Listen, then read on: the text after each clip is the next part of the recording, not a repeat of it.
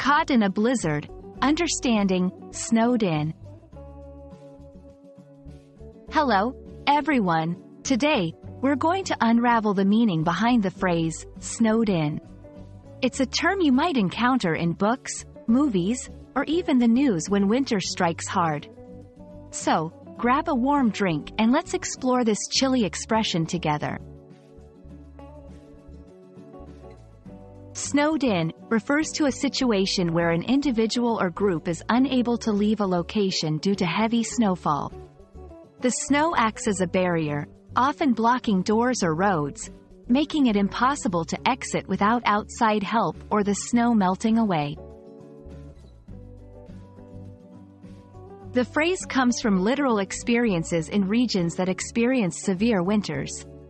Homes or vehicles can become surrounded by snow, trapping people inside. It's a phrase that has been in use for a long time, particularly in places known for their snowy seasons. Let's look at how to use snowed in everyday language. The whole town was snowed in for a week after the blizzard. We were snowed in at the cabin, with no way to get back to the city. The airport was snowed in, causing all flights to be delayed.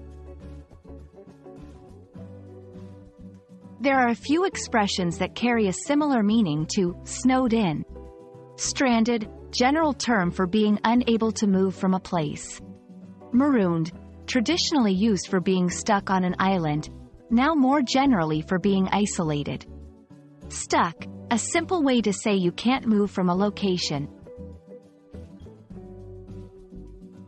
That's it for our cozy little chat about the phrase, snowed in.